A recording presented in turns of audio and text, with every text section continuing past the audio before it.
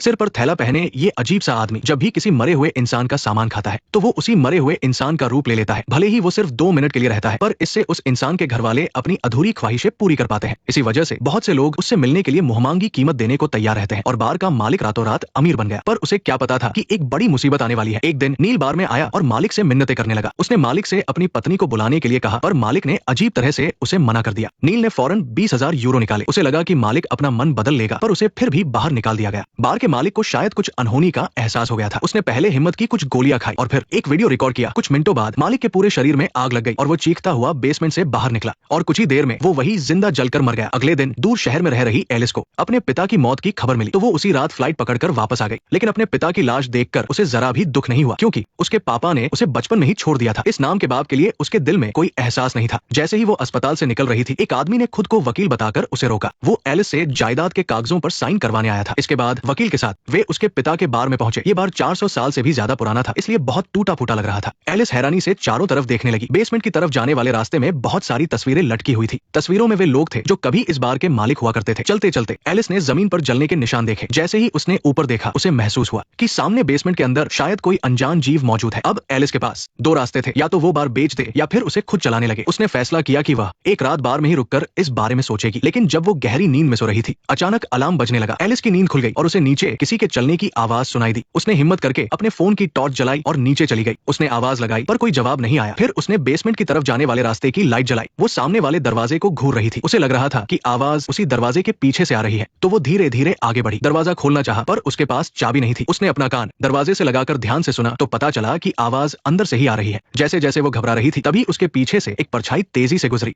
ये देखकर वो एकदम बेचैन हो गई। जब एलिस हॉल में पहुंची तो नील को वहां देखकर एलिस बुरी तरह डर गई। उसने घबराकर एक बोतल उठाई और नील को उससे दूर रहने को कहा। नील ने कहा कि वो कोई बुरा आदमी नहीं है, वो बस अपनी मरी हुई पत्नी से मिलना चाहता है। पर एलिस को समझ नहीं आ रहा था कि वो क्या कह रहा है। नील ने सीधे अपनी जेब से 20,000 यूरो निकाले और काउंटर पर रख दिए। उसने कहा कि बेसमेंट में रहने वाला वो अजीब आदमी उसकी मदद कर सकता है। जब एलिस ने फिर भी यकीन नहीं किया तो उसने जेब से 30,000 यूरो और निकाले। फिर उसने एलिस को यकीन दिलाया कि वो पागल नहीं है और उम्मीद जताई कि वो उसकी ये ख्वाहिश पूरी करने में मदद करेगी। एलिस को ये सब अभी भी बकवास लग रहा था, लेकिन टेबल पर रखे कैश को देखकर उसका मन ललचा गया। उसने पैसे उठा लिए और कहा कि उसके पास अभी चाबी नहीं है, कल जब चाबी मिल जाएगी तब आना। नील के जाने के बाद एलिस, जिसने कभी इतने पैसे नहीं देखे थे, खुशी से झूम उठी। उसने सोचा कि ये पैसा कमाना तो बहुत आसान है। अगले दिन उसने वकील से कहा कि वो बार को विरासत में लेकर उसे फिर से चलाना चाहती है। आखिर में वकील ने एक पुराना एग्रीमेंट निकाला और उसे बताया कि जैसे ही वो इस एग्रीमेंट पर साइन करेगी, ये बार एलिस का हो जाएगा। एलिस ने बिना सोचे समझे उस पर साइन कर दिए। उसे क्या पता था कि उसका ये कदम उसे कितनी भयानक मुसीबत में डालने वाला है। इसके बाद उसने जायदाद मिलने की खबर अपनी बेस्ट फ्रेंड केटी को दी। केटी ने जब सुना कि वो अमीर बन गई है और बार को फिर से चलाना चाहती है, तो वो उसी रात दूसरे शहर से गाड़ी चलाकर आ गई। मिलने के बाद एलिस ने नील के साथ हुई डील के बारे में केटी को बताया। ये सुनकर केटी को चिंता होने लगी। उसे लगा कि वो अजनबी नील पक्का कोई धोखेबाज है, पर एलिस ने उसकी बात को हल्के में लिया। वैसे भी पैसे तो वो ले ही चुकी थी और वो खुद भी देखना चाहती थी कि आखिर उस बेसमेंट में है क्या। कुछ देर बाद नील बार में आ गया। एलिस ने चाबी से बेसमेंट की तरफ जाने वाला लकड़ी का दरवाजा खोला। हैरानी की बात ये थी कि अंदर जाने पर 2 कुर्सियां एक झूमर के नीचे रखी हुई थी और दीवार पर एक काला गड्ढा था। नील ने आगे बढ़कर अंदर किसी को आवाज दी पर कोई जवाब नहीं आया। तभी नील को जैसे कुछ याद आया। उसने एलिस से आवाज लगाने के लिए कहा। उसके कहते ही उस काले गड्ढे से एक डरावना काला हाथ बाहर निकला। सबके होश उड़े हुए थे और उनकी आंखों के सामने सिर पर बोरा पहने वो अजीब सा आदमी बाहर आ गया। केटी ये देखकर बुरी तरह डर गई। वो जोर जोर से एलिस को वहां से भागने के लिए कहने लगी, पर एलिस अपनी जगह से हिली तक नहीं। और नील उस अजीब आदमी से बोला, नेक्स्ट पार्ट देखने के लिए वीडियो को लाइक करो।